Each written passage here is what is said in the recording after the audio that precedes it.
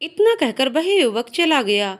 कजरी ने वैसा ही किया जैसा उस युवक ने उसको बताया था। उस युवक के जाते ही कजरी के दिमाग में अचानक ये बात गूंजने लगी कि इस युवक को मालकिन के घर का कैसे पता चला।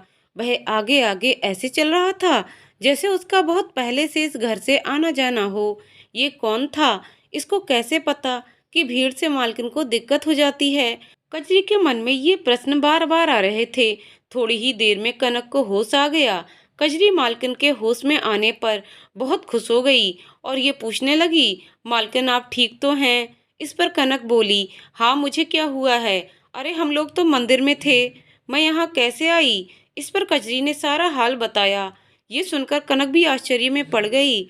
आखिर ये आदमी कौन था जिसको मेरे घर का पता मालूम था? उसके मन में एक बार चंदन का ख्याल जरूर आया, लेकिन उसे पता था कि चंदन तो शहर चला गया है।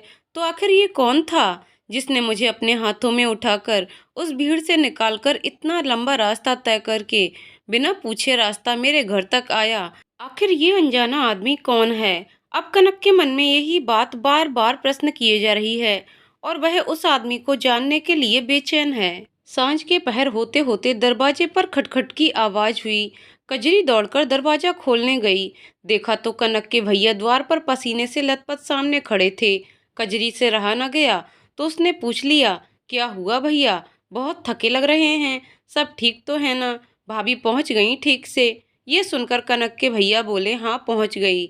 जा पहले पानी ला, बहुत तेज प्यास लगी है, और खाना तैयार कर, भूख भी बहुत तेज लगी है। तेरी भाभी को बस उसके मायके द्वार पर ही छोड़कर वापस लौट पड़ा, वरना बहुत रात हो जाती। रास्ते में ठकुराइन दादी 1 घंटा चाट गईं। कहीं भी निकलो तो क्यों कहाँ का टोका लगाने को खड़ी रहती हैं। थोड़ी देर तो सवारी ही नहीं मिली। 2 घंटा इंतजार करते करते तब जाकर सवारी मिली। मुझे तो बहुत तेज गुस्सा आ रहा था, लेकिन मैं अपने गुस्से को पी गया, कुछ बोला नहीं। तेरी भाभी ने ही संभाल लिया। ठकुराइन दादी भी ना। जरा देर में कजरी भोजन की थाली कनक के भैया के सामने रखते हुए, लीजिए भैया खाना खाइए। और तेरी मालकिन कहाँ गई? मालकिन लेटी हैं, उनके सर में दर्द हो रहा है। क्यों, क्या हुआ? हैरान होते हुए कनक के भैया ने कजरी से पूछा। आज भैया मंदिर में बहुत भीड़ थी, हम लोगों को फूल लेने में बहुत दिक्कत हुई, जिससे मालकिन को बेहोशी आ गई और चक्कर आ गया था। और तुम लोग घर कैसे आई? कनक के भैया ने आश्चर्य होकर पूछा। पता नहीं भैया, उस भीड़ में कोई एक लंबा चौड़ा आदमी था जिन्होंने मालकिन को उठाया और घर तक लाकर पहुंचा गए। अच्छा, अब से तुम लोग मंदिर जल्दी निकलना, और इतनी भीड़ में कोई अब जरूरत नहीं है वहां पर रुकने की। ये तो कहो कोई भला मानुस था, वरना क्या हो जाता। भीड़ इतनी होती है कि पूछो मत। शिवरात्रि का माहौल है, अभी कुछ दिन ऐसे ही रहेगा। जी भैया। ये कहती हुई कजरी खाना खा चुके कनक के भैया की थाली हटाती हुई कनक के पास आते हुए उसके भैया ने पूछा, क्यों रे कनक, कैसा है सर दर्द अब? ये सुनते ही कनक उठकर बैठ गई। जी भैया बिल्कुल ठीक है, लेकिन थोड़ा आराम कर रही थी और भाभी सकुशल पहुंच गईं। हाँ, तेरी भाभी को पहुंचा दिया सकुशल। सवारी मिलने में थोड़ी देर हो गई थी, इसलिए बहुत समय लग गया। बीच में तो आधा समय ठकुराइन दादी खा जाती हैं। ये सुनते ही कनक बोली, चलिए भैया आपका बिस्तर लगा देती हूँ, अब आप आराम कीजिए। लेकिन अभी भी कनक के दिमाग में वही पहेली गूंज रही थी, आखिर ये आदमी कौन था? जैसे उसका पता लगाने का कनक के सिर पर जुनून चढ़ गया था और वह जल्दी ही सुबह होने का इंतजार कर रही थी। सुबह होते ही तड़के कनक और कजरी मंदिर की ओर निकल पड़ी, जिससे ज्यादा भीड़ का सामना ना करना पड़े और कनक की पहेली भी सुलझ सके। इस आस में कनक मंदिर की ओर चल पड़ी। आखिरकार मंदिर आ गया और दोनों बड़े ही आराम से फूल की दुकान से फूल लेकर मंदिर पहुंचकर शिव जी को अभिषेक किया और मंदिर की प्रदक्षिणा करने लगी। मंदिर की प्रदक्षिणा करते करते कनक मन ही मन बार बार जैसे शिवजी से आराधना कर रही थी कि काश वह आदमी सामने दिख जाए। आखिर कौन है वह जिसने मुझे सकुशल घर तक पहुंचाया? इसी तलाश को कनक पूरा करना चाहती थी, लेकिन आज कोई ऐसा व्यक्ति नहीं मिला जिसको कजरी पहचान कर ये बता पाती कि मालकिन ये वही व्यक्ति है जिसने आपको घर पहुंचाया था। और दोनों घर की ओर चल पड़ी, लेकिन कनक के मन में वही उधेड़-बुन चलती चली जा रही थी। आखिर कौन है वह? आखिरकार आज शिवरात्रि का दिन आ ही गया और कनक इस दिन बड़े चाव से शिव जी का व्रत रखती है और बड़े ही प्रेम से शिव जी को अभिषेक करती है। आज कनक की थाली में सभी तरह के पदार्थ मौजूद हैं शिव जी को अर्पण करने के लिए, जिसमें दूध, दही, घी, शहद, गंगाजल, धतूरा, बेलपत्र, भांग, तिल, सफेद पीले चावल, हल्दी, दूर्वा। आज इन सभी से कनक अपने आराध्य शिव जी को प्रसन्न करने वाली है। लेकिन ये क्या, आज तो उस दिन से भी ज्यादा फूलों की दुकान पर बहुत भीड़ है। आज तो पैर रखने की भी जगह नहीं है। उस दिन को याद कर आज कनक बहुत घबरा जाती है और सोचती है आज बिना फूल के ही शिव जी को प्रसन्न करूंगी। लेकिन अंदर मन नहीं मान रहा है कि बिना फूलों की माला के शिव जी कैसे सुंदर लगेंगे। ये सोचते ही वह फिर से फूलों की दुकान पर मुड़ जाती है। आधे घंटे की जद्दोजहद से भी सफलता नहीं मिलती। इतने में कनक के सामने फूलों से भरा हाथ आता है, जिसमें बीच में एक गुलाब का फूल भी है। ये देख कनक हैरान हो जाती है और उसकी निगाह उस फूल वाले व्यक्ति पर पड़ती है तो वह और भी हैरान होकर आश्चर्यचकित हो जाती है। मुंह से कुछ निकलने ही वाला था, तब तक कजरी का ध्यान करते हुए कनक कुछ नहीं बोल पाती। लेकिन उस व्यक्ति को देखते ही कजरी झट से बोल पड़ती है, मालकिन ये वही थे जिन्होंने आपको घर तक पहुंचाया था। ये सुनकर कजरी आश्चर्य से भर जाती है। इतने में उस व्यक्ति की आवाज कनक के कानों में टकरा जाती है, उस भीड़ में आपको जाने की कोई जरूरत नहीं है, ये फूल लीजिए और जाकर पूजा कीजिए। कजरी के साथ होने का उसे भी भान था, लेकिन उसे देखकर कनक की आंखों में कई प्रश्न तैर गए और उससे रहा नहीं गया। आखिर उसने पूछ ही लिया, चंदन तुम और मुझे आप क्यों कह रहे हो? कब आए शहर से? और उस दिन तुमने ही मुझे घर तक पहुंचाया था। चंदन कनक को देखकर बहुत ही खुश हो रहा था और उसकी खुशी चेहरे पर साफ छलक रही थी और उसने हाँ में सिर हिलाकर जवाब देते हुए आगे बढ़ गया। उसने इस वक्त कुछ भी बोलना सही नहीं समझा। इतने में कजरी के मन में तो मानो कितने प्रश्नों का अंबार लग गया और इस तरह से उस व्यक्ति के साथ अपनी मालकिन का बात करना कजरी को बहुत आश्चर्य में डाल गया। मौका पाते ही कजरी अपनी मालकिन से पूछने लगी, मालकिन ये कौन है?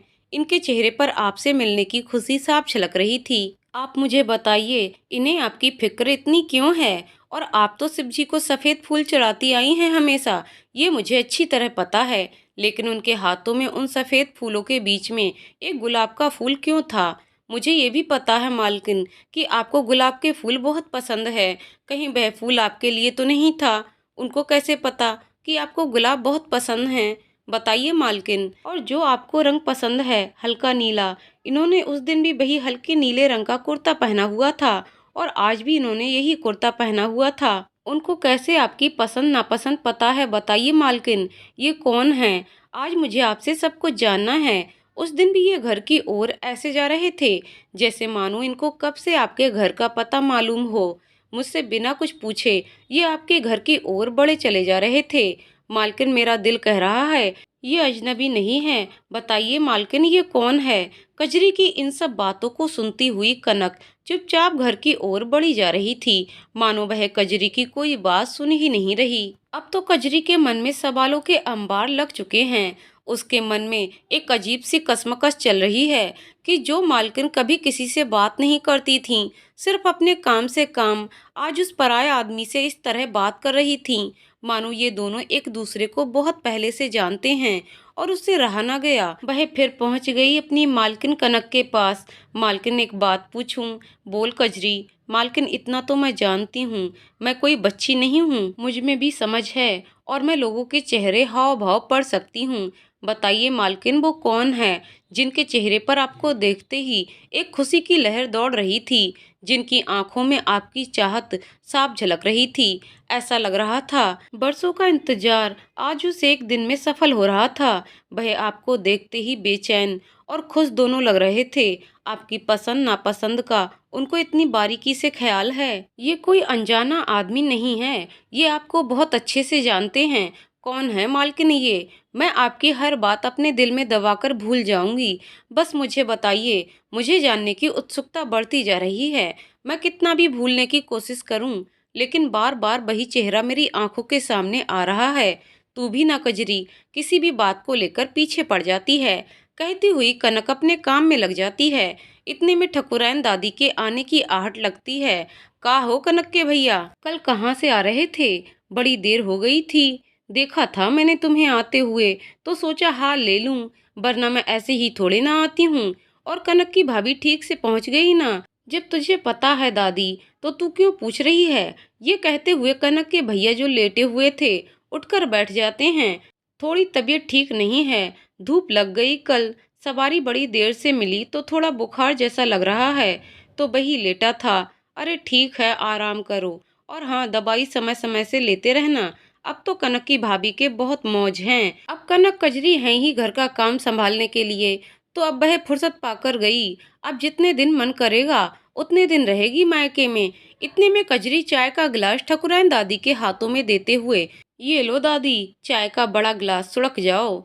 चाय का गिलास देखते ही दादी कहती हैं, थोड़ी कम कर दे, अच्छा रहने दे, पी लूंगी। इतने में कजरी चुटकी लेते हुए, तू भी ना दादी, ज्यादा को कम कराती है, बाद में वही ज्यादा पी लेती है। इतने में ठकुराइन दादी कजरी से कहती हैं, अपने भैया को भी तो ला चाय। इतने में कजरी एक चाय का गिलास कनक के भैया के हाथों में पकड़ा देती है, और ठकुराइन दादी चाय का गिलास 1 मिनट में ही खत्म कर देती हैं, और फिर ये कहती हुई खड़ी होती हैं, अच्छा तो अब मैं चलती हूँ, इधर से जा रही थी तो सोचा होती जाऊं, चलो शाम को फिर आऊंगी। इतने में कजरी फिर से बोल पड़ती है, अरे दादी तू बैठ, तू जा ही क्यों रही है? अरे कजरी, मुझे भी काम है, तुझे क्या लगता है मैं खाली रहती हूँ?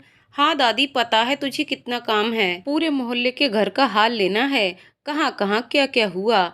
बिना सब कुछ जाने तुझे चैन कहाँ? हर घर में एक एक घंटा तो बैठेगी ही। इतने में कनक के भैया कजरी को देखते हुए कहते हैं, चुप कर कजरी। लेकिन ठकुराइन दादी कजरी की बातों को अनसुना करते हुए ये कहकर कि अब चलती हूँ, दूसरे घर की ओर चल देती हैं। कजरी चुपचाप दरवाजे से ठकुराइन दादी पर नजर रखे हुए कहती है, देखा भैया, मैं ना कहती थी, दादी पास वाले दूसरे घर की ओर गई हैं। ये सुनकर कनक के भैया कहते हैं, ठकुराइन दादी का काम ही यही है, सुबह से शाम तक हर घर की पंचायत में भाग लेना, और इसके बाद ये भी कहेंगी, मैं ऐसे थोड़ी ना आती हूँ, चल अपना काम कर। दादी गई अपने काम से, आज जाता हूँ डॉक्टर से दवाई लेकर आता हूँ, आज तबीयत कुछ ठीक नहीं लग रही मेरी। अच्छा, क्या क्या लाना है बाजार से? बता दो, सब्जी है घर पर? जो ना हो वह बता दो, मैं दवाई के साथ साथ सब लेता आऊँगा। ये कहकर कनक के भैया तैयार होने लगते हैं, और थोड़ी ही देर में कजरी अपनी मालकिन से पूछकर सारे सामान की लिस्ट और झोला कनक के भैया को पकड़ा देती है।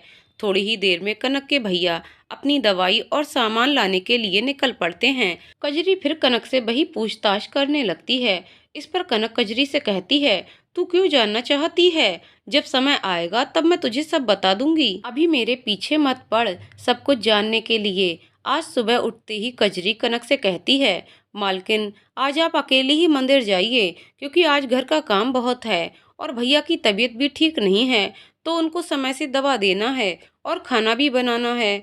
मैंने पूजा की टोकरी में सारा सामान रख दिया है, आप मंदिर जाते वक्त लेती जाना। ये सुनकर कनक कहती है, ठीक है। कनक पूजा का सारा सामान लेकर मंदिर की ओर चल पड़ती है। मंदिर पहुंचते ही फिर वही पूजा के फूल लेना। वह जैसे ही फूल लेने के लिए आगे बढ़ती है, चंदन पहले से ही उसके लिए फूल लेकर खड़ा है, और वह कनक को आवाज देता है, कनक, मैंने पूजा के लिए फूल ले रखे हैं तुम्हारे लिए। कनक के कानों में चंदन की ये आवाज पड़ते ही वह पीछे मुड़कर देखती है, तो चंदन उसके लिए फूल लेकर खड़ा रहता है। कनक ये देखकर बहुत खुश हो जाती है, और वह खुशी से दौड़ती हुई चंदन के पास आ जाती है। आज कनक के चेहरे की जो खुशी छलक रही है, वह किसी भी तरीके से छुपाए नहीं छुप रही।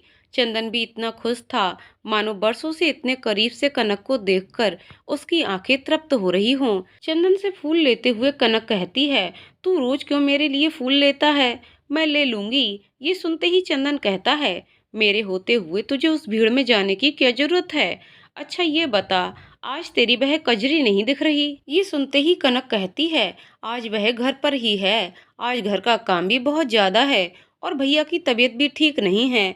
अगर वह भी आ जाती मेरे साथ तो लौटने में बहुत देर हो जाती, और घर का सारा काम पड़ा रह जाता, इसलिए आज वह नहीं आई। ये सुनते ही चंदन तुरंत पूछता है, ये कजरी है कौन, कहाँ से आई है, और तू ये बता, हमेशा सफेद साड़ी क्यों पहनती है? ये सुनते ही कनक के चेहरे पर फिर से उदासी छा जाती है। बात को टालते हुए कहती है, अच्छा पहले मैं पूजा कर लूं, फिर तुझे सारी बातें बताऊंगी। इस पर चंदन कहता है, ठीक है, आज कजरी भी नहीं है, इसलिए हम लोग आराम से बैठकर बातें कर सकते हैं। उसके होने से मैं तुझसे कुछ कह नहीं पाता, ना ही तुझसे कुछ पूछ पाता हूँ। चंदन और कनक दोनों शिव मंदिर के अंदर पूजा के लिए प्रवेश करते हैं। कनक के हाथों में ज्यादा सामान होने से चंदन कहता है, ला सारा सामान मुझे दे दे, तू केवल पूजा का ही अपने हाथों में रख। ये सुनकर कनक सारा सामान चंदन को दे देती है और अपने हाथ में केवल लोटे में जल और दूसरे हाथ में पूजा के फूल लेकर शिव जी को जल चढ़ाने लगती है। इस पर खड़े पंडित जी आशीर्वाद देते हैं। कनक और चंदन को साथ देखकर ये जोड़ी सलामत रहे। ये सुनकर कनक अबाक रह जाती है, लेकिन कुछ नहीं बोल पाती और चंदन भी कुछ नहीं कह पाता। लेकिन अंदर अंदर चंदन बहुत खुश हो जाता है और इसी मंदिर में शिव जी को धन्यवाद आभार प्रकट करता है कि आज उस ईश्वर ने उसके इंतजार का फल पंडित जी के मुंह से किसी न किसी रूप में निकलवा दिया। शायद सच्चे प्रेम के इंतजार का परिणाम कहीं न कहीं से कयानात किसी न किसी रूप में दिला देती है। पूजा खत्म होती ही चंदन और कनक दोनों मंदिर से बाहर निकलकर एक कोने में बैठकर एक दूसरे से अपना हाल बताने और पूछने लगते हैं। जैसे ही चंदन कनक से पूछता है, तुरंत कनक कहती है, नहीं, पहले तू बता, तूने शादी की और शहर में कहाँ पर तू बसा है। ये सुनते ही चंदन कनक की आंखों में देखकर कहता है, तुझे क्या लगता है कनक, मैं शादी करूंगा? मेरी तो इन आंखों में केवल तू ही समाई है। मेरी आंखों में अगर सपने हैं तो केवल कनक के, अब इन आंखों में कोई दूजा नहीं समा सकता कनक। ये सुनकर कनक कहती है, ऐसा मत बोल चंदन, तेरे लिए कौन सी लड़कियों की कमी है, तू जिधर निगाह कर देगा जाने कितनी खड़ी हो जाएंगी तुझसे शादी करने के लिए। ये सुनते ही चंदन कहता है, वो तो ठीक है कनक, लेकिन मुझे किसी से शादी ही नहीं करनी, तो अब ये बात खत्म। ये सुनकर कनक कहती है, मतलब तू अभी कुंवारा ही बैठा है, तूने शादी नहीं की? ये सुनकर चंदन कहता है, नहीं। इस पर कनक कहती है, तो तू इतने दिन कहाँ? कनक की इस बात का जवाब देते हुए चंदन कहता है, इतने दिन में तुम जिस शिव जी को जल चढ़ाती हो, मैं उन्हीं की नगरी काशी गया था, गंगा घाट के दर्शन करने और स्नान करने। अपनी इन कोरी आंखों से उस शिव जी के अद्भुत छटा और घाट के विहंगम दृश्य को देखने गया था। सच कनक, एक बात कहूँ, तेरे बिना मैं साधु हूँ, मेरा जीवन बैराग है। जब मैं काशी से लौटा तभी मेरे तन पर मन पर तेरे ही इश्क का भस्म लिपटा हुआ था। मैं इतने दिनों तक केवल धार्मिक स्थलों के दर्शनों में ही व्यस्त रहा और देख, जब लौट कर आया तो तुम मुझे इसी मंदिर में दिख गई। मुझे लगा जैसे मेरी प्रेम तपस्या सफल हो गई। अब मैं यहीं पर आकर साड़ियों की दुकान कर ली है। सुबह से शाम तक अपनी दुकान में व्यस्त रहता हूँ। एक नौकर भी रख रखा है जो दुकान की देखभाल करता रहता है, जिसका नाम है कुंदन। बहुत होशियार है वह। ये सुनते ही कनक हंसकर कह पड़ती है, अपना ही जोड़ीदार ढूंढ के रखा है, तू चंदन वह कुंदन। ये सुनकर चंदन खुश हो जाता है और कहता है, यही समझ लो, मैंने तो अपनी कहानी बता दी। अब तुम बताओ, तुम ये सफेद साड़ी क्यों पहनती हो? अब तो मैंने साड़ी की दुकान भी कर ली, जितनी कहो उतनी साड़ियाँ तेरे बदन पर लाद दूं। ये सुनते ही कनक के चेहरे पर उदासी आ जाती है और कहती है, क्या बताऊं चंदन तुझे, समय ने ऐसी करवट ली, मुझे सुहागन से विधवा बना दिया। ये सुनते ही चंदन सन्न रह जाता है और बीच में ही पूछ पड़ता है कि ये कब हुआ। ये सुनकर कनक कहती है, मत पूछ चंदन, सब बड़ी जल्दी जल्दी हुआ। ईश्वर को न जाने क्या मेरे भाग्य से खिलवाड़ करने की पड़ी रहती है। इस छोटी सी जिंदगी में वह मुझे सब कुछ दिखा देना चाहता है। ये कजरी मेरी ससुराल की ही नौकरानी है। क्या बताऊं तुझे चंदन, घर धन धान्य से भरा पूरा था, लेकिन कहते हैं ना, जब लक्ष्मी ज्यादा होती है वहां पर अगर अनुशासन प्रेम न हो तो घर बिगड़ जाता है। ऐसा ही कुछ हुआ।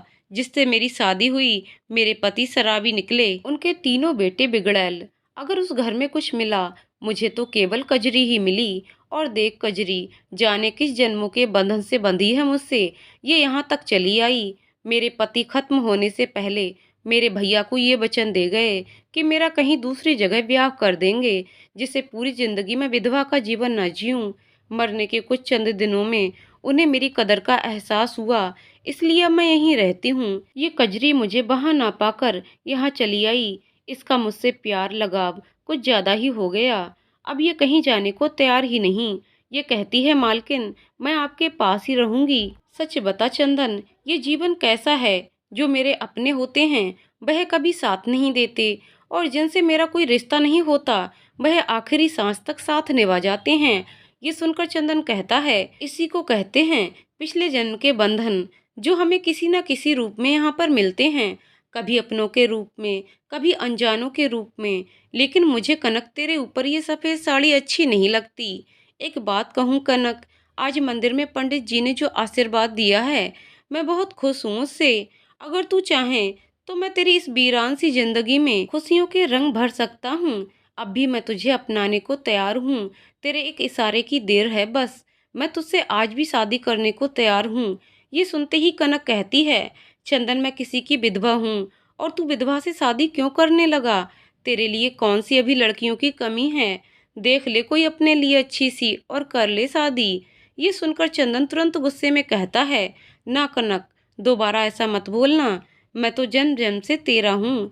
आज भी क्या तुझे मेरी आंखों में तेरे इंतजार की तड़प नहीं दिखती? जब तुझे देखता हूँ जाने कौन सी खुशी मेरी आत्मा, मेरी आंखों में लहर बनकर उठती है। जब तू मेरी आंखों से ओझल हो जाती है तब मैं गमों के समंदर में डूब जाता हूँ। मैं हमेशा तेरे लिए जीवन की किसी भी राह पर जब तू मुड़कर देखेगी मुझे खड़ा पाएगी। और मुझे पता नहीं क्यों ऐसा लगता है तू आज भी मुझे कहीं ना कहीं चाहती है।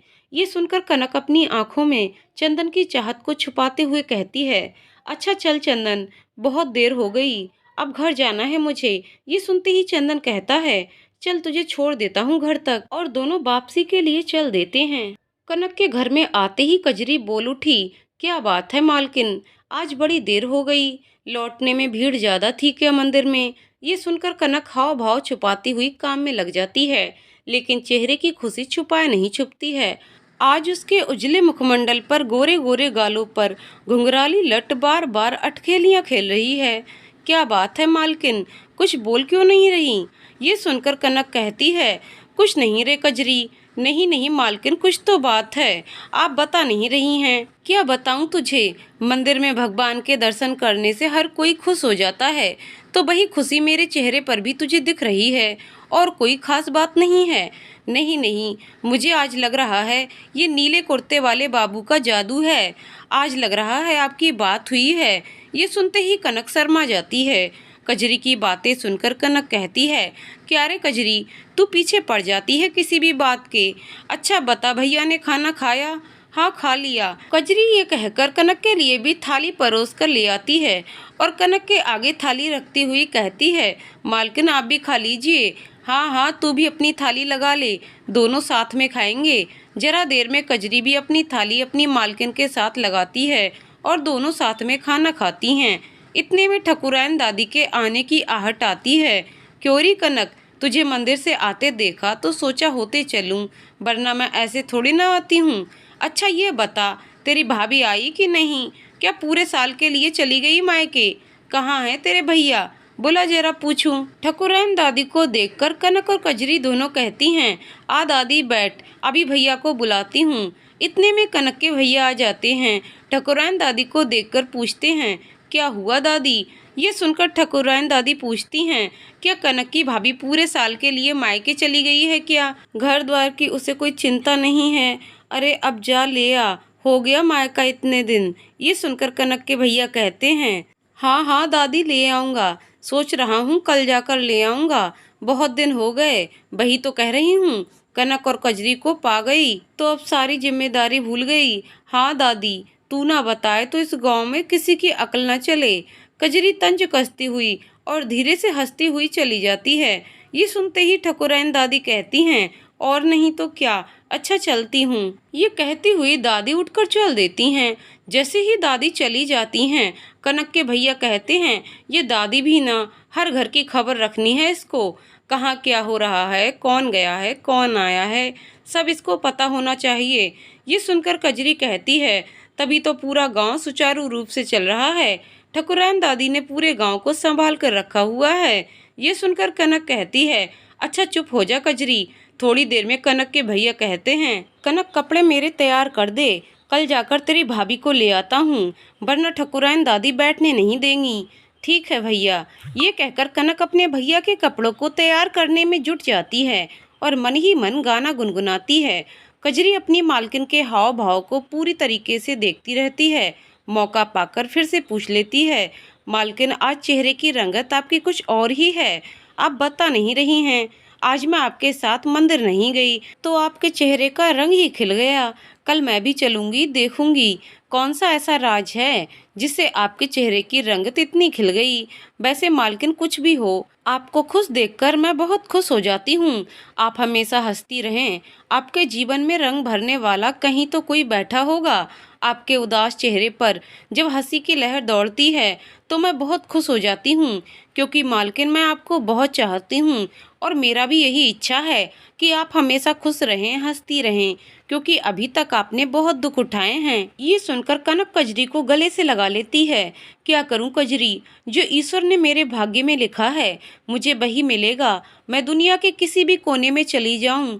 कहते हैं ना, हाथ की रेखाएं नहीं बदलती, लेकिन मालकिन कर्म भाग्य बदल देते हैं। ऐसा आप क्यों नहीं सोचती?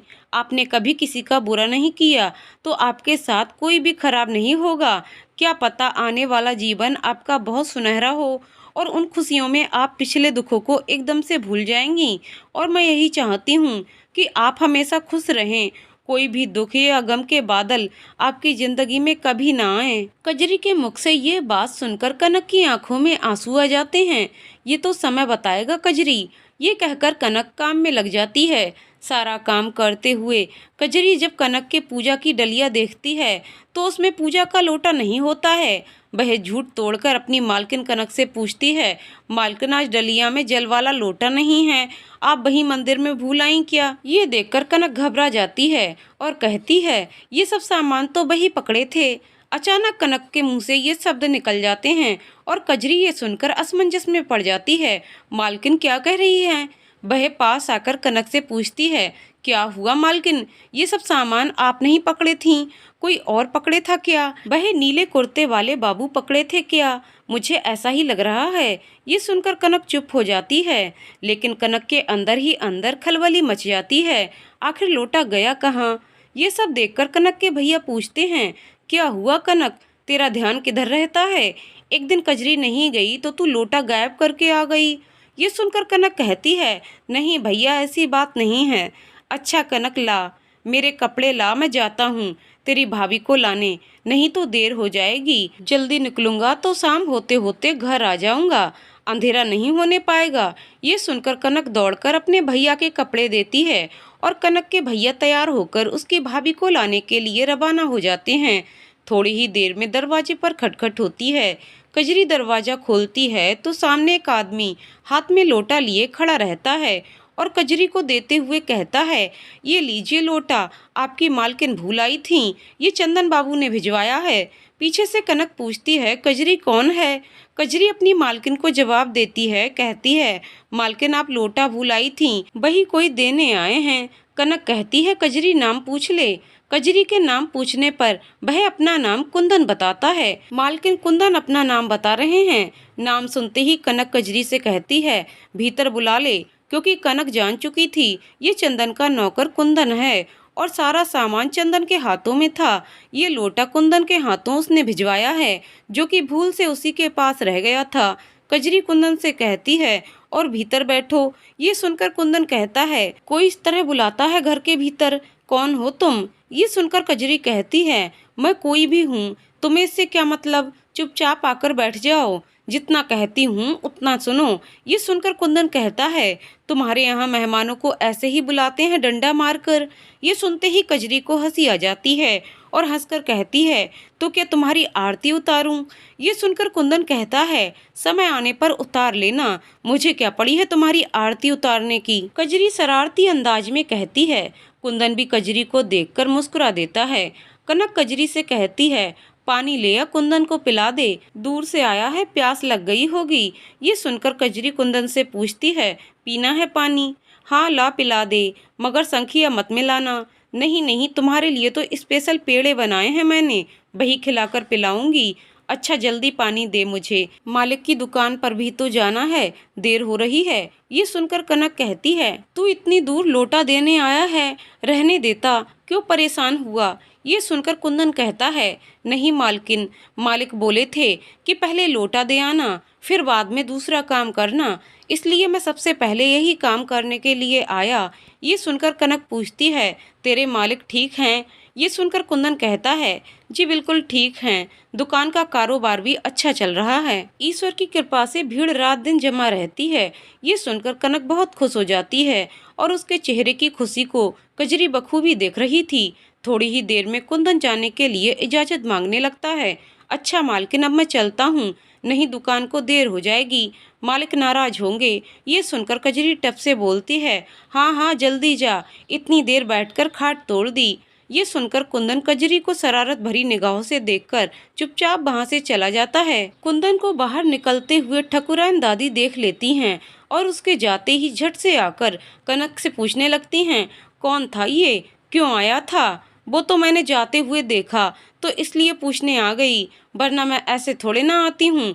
ये सुनते ही कनक कजरी दोनों ने चुप्पी साध ली, लेकिन ठकुराइन दादी कहाँ मानने वाली, वह तो मानो पीछे ही पड़ गईं। बता कौन था? इस पर कनक ने जवाब दिया, कोई नहीं दादी, मैं मंदिर गई थी कल, तो लोटा वहीं पर छूट गया था। वही इस आदमी ने देखा और मुझे लोटा वापस करने घर तक आया था। वो कोई भला मानस था, वरना आज के जमाने में कोई किसी का सामान वापस करता है। ये सुनकर दादी बोली, अच्छा वही मैं कहूँ कौन था, अच्छा अब मैं चलती हूँ। ये सुनकर कजरी कहती है, अरे अरे दादी, इतनी जल्दी? अरे अभी बैठो, अभी तो आई हो। ठकुराइन दादी कहती हैं, नहीं अब जाऊंगी, बहुत काम है घर पर। और तुम्हारे भैया कहाँ गए? ये सुनकर कजरी कहती हैं, गए हैं भाभी को लाने। अच्छा चलो ठीक है, उसका मायका भी हो गया इतने दिन, अब आ जाए, बहुत दिन रह ली मायके। अच्छा अब मैं चलती हूँ। ये कहकर ठकुराइन दादी घर की ओर चल देती हैं। कनक को खुश देखकर कजरी बोल पड़ी, मालकिन आप जब से मंदिर से आई हो तब से चेहरे की रंगत आपकी बदली हुई है, आप बताती नहीं हो। लगता है उस नीले कुर्ते वाले बाबू ने आप पर कुछ जादू चला दिया है। मुझे पहले ही लगता था, आप बताती नहीं हो। वैसे कुछ भी हो मालकिन, आपके चेहरे पर हंसी आई, इसके लिए मैं बहुत खुश हूँ। वह भी कौन सा अनजाना है, वह भी तो आपको अच्छे से ही जानते हैं। मैं ज़्यादा तो नहीं जानती मालकिन, लेकिन इतना ज़रूर पता है, जीवन में एक बार प्यार जरूर होता है, और अगर वह प्यार सच्चा है तो वह जीवन भर आपके साथ रहता है, किसी न किसी रूप में। शायद आपके साथ भी यही हुआ है। आपकी शादी भले ही दूसरी जगह हो गई हो, लेकिन आप तो गंगा की तरह पवित्र हो मालकिन। इस बात को तो आप भी जानती हो, और मैं तो उस घर में रह रही थी, तो मैं आपको अच्छी तरह से जानती हूँ कि मालिक ने आपको एक कोने का कमरा दे रखा था और आपने खुशी खुशी हर सुख दुख के दिन काट लिए। अगर आपके जीवन में खुशियों की बहार आती है तो उनका स्वागत कीजिए। मैं भैया भाभी से बात कर लूंगी। वैसे भी मालिक जाते जाते तो आपको कह गए थे कि आपको दूसरी शादी करनी है, तो अगर नीले कुर्ते वाले बाबू आपको दिल से चाहते हैं तो इसमें कोई बुराई नहीं है। कब तक आप अकेले यूं ही पहाड़ जैसी जिंदगी अकेले काटेंगी? ये सुनकर कनक कजरी से कहती है, कजरी तू बहुत समझदार है, लेकिन तू बता भला, चंदन मुझसे शादी क्यों करेगा? उसके लिए क्या लड़कियों की कमी है? मैं तो विधवा हूँ, मुझसे शादी करके उसे क्या मिलेगा? मैं तो चाहती हूँ कि वह अच्छी सी लड़की को देखकर अपनी शादी कर ले। आज तो मानो कनक अपने दिल की सारी बातें कजरी के सामने खोल देना चाहती हो, और बातों बातों में वह सब कुछ कह गई। आज कजरी नौकरानी नहीं, मानो कनक की अंतरंग सहेली है। और हो भी क्यों ना, कजरी तो अपनी मालकिन के सुख दुख के साए की तरह आगे पीछे हमेशा रहती है। अपनी मालकिन की बातें सुनकर कजरी कहने लगी, अच्छा मालकिन बताओ, अगर चंदन बाबू को शादी करनी ही होती तो वह अब तक कर चुके होते, लेकिन उन्होंने अब तक शादी क्यों नहीं की? इस बात को आप भी अच्छी तरह जानती हैं, क्योंकि वह आपको दिल और जान से सच्चा प्यार करते हैं, और वह आपके लिए अभी तक कुंवारे बैठे हैं। आपके बेहोश होने पर उन्होंने भीड़ को चीरते हुए जिस तरह आपको उठाकर घर तक पहुंचाने में अपनी चाहत दिखाई, मेरी आंखों ने तभी सच्चाई को समझ लिया था कि ये आपसे बहुत प्यार और लगाव रखते हैं। ये सुनकर कनक और भी चंदन के प्यार में डूब जाती है और उसकी आंखों से आंसू निकल आते हैं। ये देखकर कजरी तुरंत कहती है, देखा मालकिन, आपकी आंखों में आंसू किस लिए आए? ये चंदन बाबू के प्यार के आंसू हैं। आप दोनों एक दूसरे को बहुत चाहते हैं लेकिन कह नहीं पाते। मालकिन, मैं तो यही चाहती हूँ कि बस आप देर ना कीजिए और आप चंदन बाबू से ब्याह कर लीजिए। मैं पूरी जिंदगी आपके साथ रहूंगी, वहाँ भी आपकी सेवा करूंगी। आपके चेहरे की खुशी आपको नहीं पता मेरे लिए कितना मायने रखती है।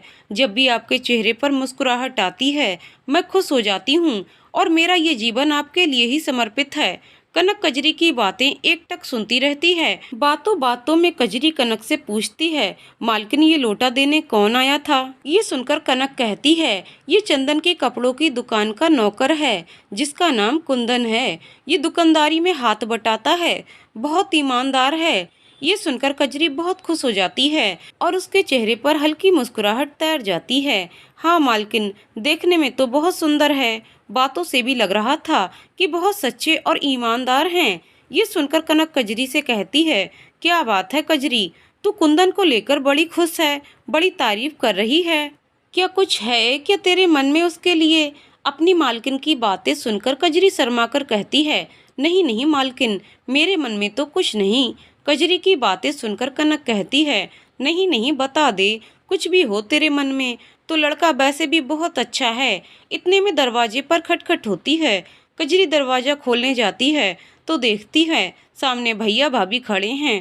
तुरंत कजरी भैया भाभी के लिए चाय पानी का इंतजाम करती है और कनक भी अपनी भाभी से हाल चाल पूछने लग जाती है।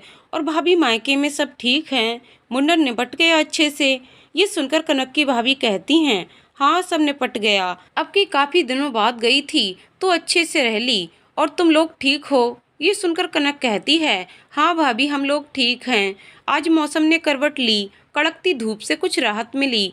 कुछ बादल घिर आए और रिमझिम फुहारों की बारिश ने मौसम को खुशगवार बना दिया। लेकिन कुछ ही देर बाद अचानक तेज बारिश से पूरा पानी पानी ही हो गया। आज तो मंदिर जाने के लिए पूरे रास्ते पानी का ही सामना करना पड़ेगा कनक और कजरी को। लेकिन धीरे धीरे पूरा रास्ता तय हो गया। अब तो मंदिर सामने था, लेकिन अचानक कनक का पैर फिसला और वह गिरने ही वाली थी कि दौड़कर चंदन ने उसको अपनी बाहों में उठा लिया और ले जाकर सीधे मंदिर के अंदर खड़ा किया। ये दृश्य देखकर कजरी स्तब्ध रह गई, लेकिन कहीं ना कहीं बहुत खुश भी हो रही थी और अपने मन में यही सोच रही थी, इन दोनों का प्यार कितना स्वच्छ, निर्मल, पवित्र है। सच यदि प्रेम सच्चा है तो समय और दूरी मायने नहीं रखती। कितना भी समय बीत जाए वह दूर होने के बजाय और करीब होते जाते हैं। इतने पानी में कजरी की हिम्मत न हुई अंदर मंदिर में जाने की। वह बाहर ही खड़ी रही। कनक अपने को चंदन की बाहों में देखकर खुश हो रही थी। ऐसा लग रहा था मानो नियति उसके साथ है और मंदिर में साक्षात ईश्वर को भी शायद यही मंजूर है कि चंदन ही कनक के भाग्य की रेखा बने। कनक पूजा पाठ करके पंडित जी से आशीर्वाद मांग रही थी। इतने में पंडित जी ने कह दिया, आप दोनों की जोड़ी हमेशा सलामत रहे। इस बार कनक पंडित के मुंह से दोबारा ये सुनकर साक्षात शिव जी से यही वर मांग रही थी कि मेरे भाग्य में चंदन है तो इस बार मैं चंदन को अपने से दूर नहीं होने दूंगी और अपने पति को दिए हुए वादे को निभाते हुए चंदन को स्वीकार कर लूंगी। जैसे ही कनक मंदिर से वापसी के लिए मुड़ी, फिर वही दृश्य पानी का जिसमें कनक का चलना मुश्किल था। चंदन ने कहा, चलो मैं तुम्हें पहुंचा देता हूँ। और चंदन ने ही इस बार फिर से कनक को अपनी बाहों में उठाया और लाकर कजरी के पास खड़ा किया। कजरी ये देखकर मन ही मन मुस्कुराने लगी और अपनी मालकिन की ओर देखकर बड़े प्यार से बोली, मालकिन कुछ भी हो, आप दोनों एक साथ बहुत अच्छे लगते हो। कजरी के मुंह से ये बात सुनकर कनक शर्मा सी गई और कजरी को चुप कराने के लिए बोली, कजरी तू भी ना कुछ भी बोलती रहती है। अब इतना पानी था, मैं तो चल नहीं पा रही थी तो चंदन ने मुझे उठा लिया। ये सुनकर कजरी तेज से हंस पड़ी और बोली, तो क्या मालकिन मैं कुछ कह रही हूँ क्या? अच्छा किया चंदन बाबू ने, क्योंकि वह आपको गिरता नहीं देख सकते थे। मालकिन आपको नहीं लगता आप लोग ईश्वर के दरबार में ही मिलते हो? ये रिश्ता कहीं ना कहीं ईश्वर को भी मंजूर है। मुझे तो यही लगता है मालकिन, चंदन बाबू से ज्यादा आपको चाहने वाला भी दुनिया में कोई नहीं मिलेगा। और आप शादी का निर्णय ले लीजिए, भैया भाभी से मैं बात कर लूंगी। अच्छा अच्छा चुप हो जा, बड़ी आई बात करने वाली। नहीं मालकिन, मैं सच कह रही हूँ, मैं भैया भाभी से कह दूंगी। आखिर एक ना एक दिन तो आपको शादी करनी ही है, तो चंदन बाबू से ही क्यों नहीं? आप लोग एक दूसरे को पहले से अच्छी तरह जानते हैं। मुझे नहीं लगता भैया भाभी मना करेंगे। आप कह दें तो मैं बात शुरू करूं क्या? नहीं नहीं कजरी, अभी नहीं। अभी चंदन के दिल की बात तो पता चल जाए। क्यों, आपको कोई शक है? चंदन बाबू आपके सिवा किसी और को चाहते हैं क्या? अगर ऐसा होता तो अब तक शादी कर चुके होते। वह आज भी आपके लिए बैठे हैं, हर वक्त आपके इर्द गिर्द ही रहते हैं। इतना तो मैं भी जानती हूँ कि चंदन बाबू के दिल में आपके सिवा कोई नहीं है। तू तो ब्रह्मा की नानी है, तुझे सब पता है। ये कहकर कनक कजरी पर हंस पड़ती है। कनक को हंसता देख कजरी बोल पड़ती है, सच मालकिन, जैसे चंदन बाबू आपकी जिंदगी में आए हैं, आपके चेहरे की रंगत ही बदल गई। अब आप हंसने लगी हैं। ऐसा लगता है दुखों का साया आपसे दूर होता जा रहा है। इसलिए मैं चाहती हूँ आपके जीवन में ये चंदन बाबू की खुशबू की महक हमेशा के लिए बनी रहे और आप यूं ही खिलखिलाती मुस्कुराती हंसती रहें। आपकी इस हंसी को किसी की नजर न लगे, कोई मनहूस साया आपके ऊपर न आए और आप हमेशा के लिए सुख की जिंदगी बिताएं। ये खुशी आपको चंदन बाबू ही दे सकते हैं। सच मालकिन, मुझसे अब रहा नहीं जाता। मैं भैया भाभी से बात शुरू करूंगी आपकी शादी की, और आप जल्द से जल्द सफेद साड़ी से छुटकारा पाएं और आप सतरंगी साड़ी, महावर लगे पांव, मेहंदी भरे हाथ, मांग में सिंदूर। सच मालकिन, मैं कल्पना करती हूँ तो बहुत खुश हो जाती हूँ। मैं उसी रूप में आपको देखना चाहती हूँ, बहुत जल्द। ये सुनकर कनक बोली, कजरी तुझे क्या लगता है, भैया भाभी मान जाएंगे? अपनी मालकिन की बात सुनकर कजरी कहती है, क्यों नहीं, मुझे तो लगता है मान जाना चाहिए। ये सुनकर कनक कजरी की बात को टालते हुए कहती है, अच्छा चल कजरी, घर का काम बहुत है, जल्दी पहुंचकर सारा काम निपटाएं, वरना भाभी चिल्ला पड़ेंगी। ये सुनकर कजरी कहती है, आप चिंता ना करें मालकिन, मैं सब निपटा लूंगी। भाभी को कुछ कहने का मौका नहीं मिलेगा। घर पहुंचकर कजरी सारे कामों में जुट जाती है, जिससे भाभी को कुछ कहने का मौका ना मिले, और समय से सारा काम खत्म करके खाना बनाकर तैयार कर देती है। लेकिन कजरी के दिमाग में अभी भी अपनी मालकिन को लेकर कई प्रश्न उठ रहे हैं, लेकिन कहीं ना कहीं वह सारे प्रश्नों को दरकिनार करके वह अपनी मालकिन को खुश देखना चाहती है, और उस खुशी का जरिया भी उसको पता चल गया है। इसलिए वह मौके की फिराक में है और जल्द से जल्द भाभी से बात शुरू करने का अवसर ढूंढ रही है। इतने में भाभी मायके से मिली साड़ियाँ कजरी और कनक को देते हुए कहती हैं, ये लो, मुझे साड़ियाँ मिली हैं, तुम लोग भी एक एक रख लो। और दोनों ही साड़ियाँ बहुत सुंदर लाल रंग की हैं, जो कजरी को बहुत मन भाती हैं। लेकिन कनक वह साड़ी को लेने से इनकार कर देती है, ये कहते हुए कि भाभी मैं क्या करूँगी ये साड़ी, मुझे तो सफ़ेद साड़ी ही पहननी है। इस पर झट से कजरी मौका पाते ही भाभी से बोल पड़ती है, भाभी आप जल्द से जल्द मालकिन की शादी कर दीजिए, जिससे आपकी दी हुई साड़ी वह पहन सकें। ये सुनकर भाभी कहती हैं, कहाँ कर दूं बताओ, कोई मिले तब तो, कुंवारी को तो ढूंढने में सालों लग जाते हैं, इस विधवा से कौन करेगा शादी। इस पर तुरंत कजरी बोल पड़ती है, वह है ना अपने चंदन बाबू, उन्हीं से कर दीजिए मालकिन की शादी। ये सुनकर कनक की भाभी चौंक जाती हैं और वह कजरी कनक से पूछ पड़ती हैं, ये चंदन कहाँ मिला तुझे? क्या वह भी कुंवारा बैठा है? वह भी इससे शादी क्यों करेगा? इसके लिए लड़कियों की कमी थोड़ी ना है जो इस विधवा से शादी करने लगा। ये सुनकर कजरी कहती है, नहीं नहीं भाभी, ऐसी बात नहीं है, सब एक जैसे नहीं होते। बीच में ही कनक की भाभी बोल पड़ती हैं, अच्छा तो वह तुझे मिला कहाँ, तो इतने विश्वास से कैसे कह सकती है? ये सुनकर कजरी कहती है, वह मुझे और मालकिन को रोज मंदिर में मिलते हैं। सच भाभी, मैंने उनकी आंखों में मालकिन के लिए सच्चा प्यार देखा है, और अगर सच्चा प्यार किसी को भी होता है तो ये मायने नहीं रखता कि वह कुंवारी है या विधवा, क्योंकि उसको उसके रूह से लगाव होता है। मेरी माने भाभी, तो आप मालकिन का ब्याह चंदन बाबू से कर दीजिए, आपको इससे अच्छा लड़का कहीं नहीं मिलेगा। ये सुनकर कनक की भाभी मन ही मन थोड़ा खुश हो जाती हैं कि चलो ढूंढना भी नहीं पड़ेगा और कोई दहेज का भी झंझट नहीं। अगर चंदन मान जाए तो वह कनक को पास बुलाकर कहती हैं, क्यों री कनक, चंदन तुझको चाहता है? इस पर कनक कुछ नहीं बोलती है और वहां से चली जाती है। अरे बता, इस तरह से हट जाने से काम नहीं बनेगा, आखिर तेरी शादी तो मुझे करनी ही है। अगर चंदन मान जाए तो मुझे कोई लड़का कहीं नहीं देखना पड़ेगा, वह तुझे पहले से ही चाहता है, इसकी भनक तो मुझे पहले से ही थी। मैं तेरे भैया से बात करती हूँ।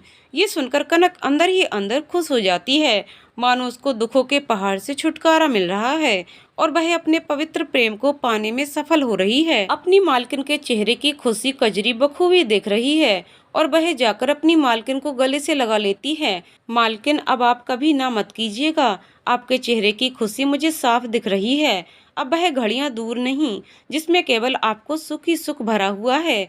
आपने बहुत दुख देखे हैं, भाभी तो मानी हुई हैं समझो, भैया भी मान जाएंगे। अब चलकर कल चंदन बाबू से बात मैं कर लूंगी। इस पर कनक कहती है, तू बड़ी सेठानी मत बन, हर जगह बात करने को तैयार रहती है। ये सुनकर कजरी हंस देती है, क्या करूं मालकिन, मेरे जीवन का केवल एक ही उद्देश्य है, आपको खुश देखना, और वह खुशी कहीं से भी मिले। मैं आपके लिए तो ईश्वर से भी बात कर लूं। आपने मुझे समझा क्या है।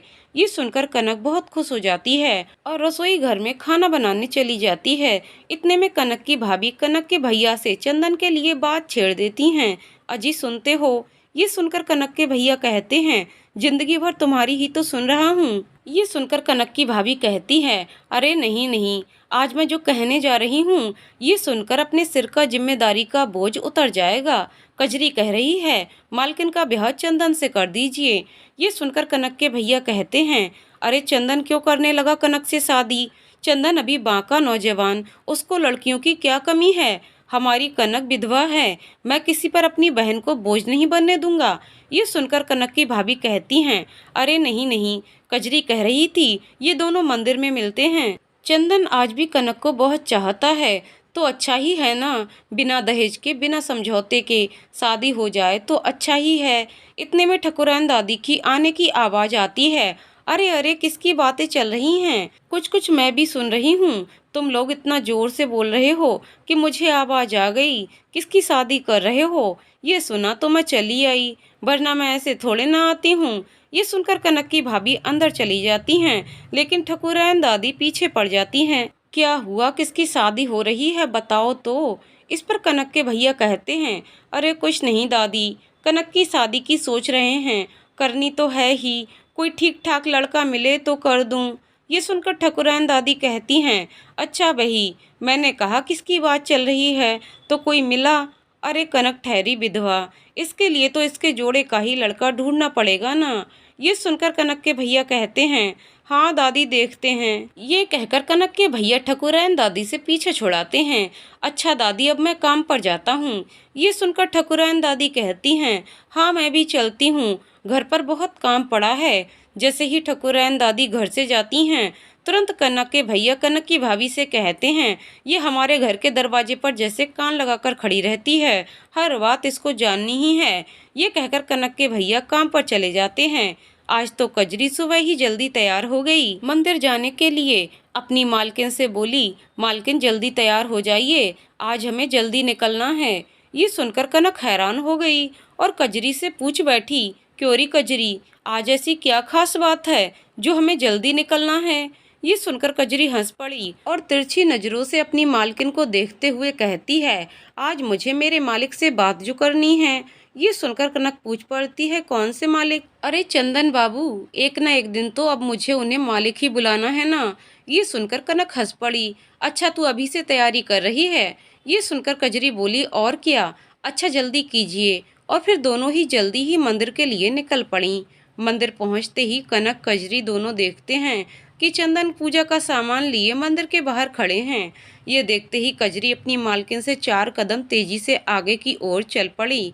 कनक ये देखकर कजरी को इशारे से कहती है, अभी नहीं, पहले मुझे पूजा कर लेने दे, फिर तो शुरू करना। अच्छा अच्छा ठीक है मालकिन, आप लोग पहले पूजा कराइए, फिर बात करेंगे। लेकिन कजरी से रहा ना गया, उसने चंदन से ये बात कह दी, चंदन बाबू, आप मेरी मालकिन से ब्याह करेंगे क्या। ये सुनकर चंदन कुछ समझ ना पाया और कनक की ओर देखता रह गया।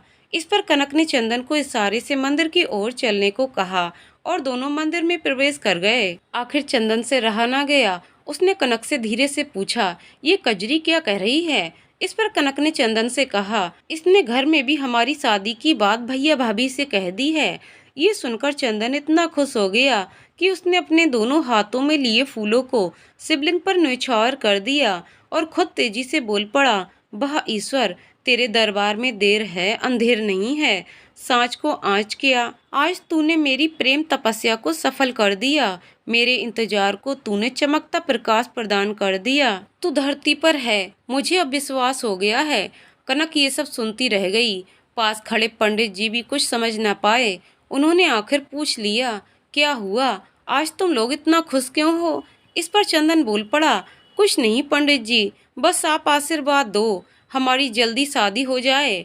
पंडित जी महाराज भी असमंजस में पड़ गए और पूछ बैठे, क्या अभी तक आप लोगों की शादी नहीं हुई थी?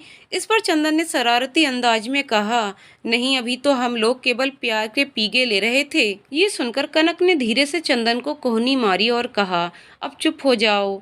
इस पर चंदन ने कहा, ना, अब मैं चुप नहीं होऊंगा। पंडित जी बहुत खुश हो गए। वह बोले, बिल्कुल शादी के बाद आप लोग पहला दर्शन इसी मंदिर में करने आइएगा और मैं आप लोगों को आशीर्वाद दूंगा। आपका वैवाहिक जीवन बहुत सुखी रहे, मेरी यही मनोकामना है शिव भोले से। ये सुनकर चंदन और कनक दोनों बहुत खुश हो गए।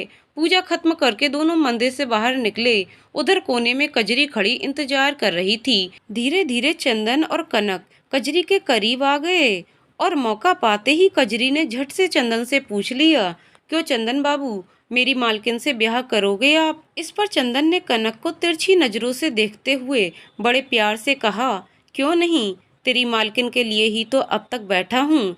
ये सुनकर कजरी बहुत खुश हो गई और बोली, मुझे आप दोनों के प्यार का बहुत पहले ही पता चल गया था। इस पर कनक तुरंत कजरी से पूछ बैठी, तुझे कैसे पता चला? इस पर कजरी मुस्कुराते हुए अपनी मालकिन को देखते हुए कहती है, क्यों, जब से चंदन बाबू आपको मिले हैं, आपके चेहरे की गुलाबी रंगत छुपाया नहीं छुपती। मैं बच्ची थोड़े ना हूँ, इतना तो समझती ही हूँ। आपके हाव भाव बिल्कुल बदल जाते हैं। आपके चेहरे पर खुशी का ठिकाना नहीं रहता। आपकी उदासी आपके चेहरे से कोसों दूर चली जाती है। ये एक सच्चे प्यार की निशानी ही तो है।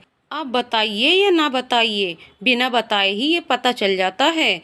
इस पर चंदन बड़े गौर से कजरी की बातें सुन रहा था और कनक को देखते हुए कहता है, क्यों रे कनक, तू मुझे इतना प्यार करती है?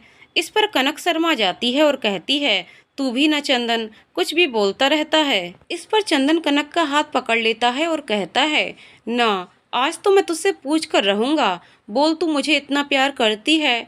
कनक कजरी के सामने चंदन के हाथ को पकड़ते हुए शर्मा जाती है और उसका हाथ झटक देती है और कहती है कि तुझे शर्म नहीं आती? कजरी हंसकर कहती है, मालकिन मैं उधर मुंह कर लेती हूँ, आप लोग बात कर लीजिए। और कजरी बहुत खुश होती हुई हंसते हुए भी थोड़ी दूर चली जाती है। चंदन तो मानो इस फिराक में था कि कब वह कनक को अकेले पाए और सारी बातें अपनी दिल की कह जाए। और चंदन ने उसके चेहरे को दोनों हाथों में भरते हुए कहा, बोल कनक, तेरी आंखों में आज भी मेरे लिए इतना ही प्यार है जितना मैं तुझे करता हूँ। ये सुनकर कनक कुछ नहीं बोलती है, लेकिन उसकी आंखों में साफ हाँ दिख रही थी। और चंदन पूछ बैठता है, बोल, कब मैं तेरा हाथ मांगने आ जाऊं? अब मुझसे इंतजार नहीं होता, मैंने बहुत इंतजार किया है। तू जिस पल कह दे, मैं उस पल तेरे घर आ जाऊं, तेरे भैया भाभी से तेरा हाथ मांग लूं और तुझे सदा सदा के लिए अपना बना लूं। मेरी आंखों में तेरे लिए बहुत सपने हैं। ये सुनकर कनक कहती है, मैं मौका देखकर बताऊंगी। इस पर चंदन कहता है, लेकिन जल्दी बताना, मैं कल ही आ रहा हूँ। ये सुनकर कनक कहती है, अभी इतनी जल्दी भी क्या है? इस पर चंदन कनक को बाहों में भरते हुए कहता है, नहीं, अब मुझे बहुत जल्दी है, बोल, मैं कल आ जाऊं?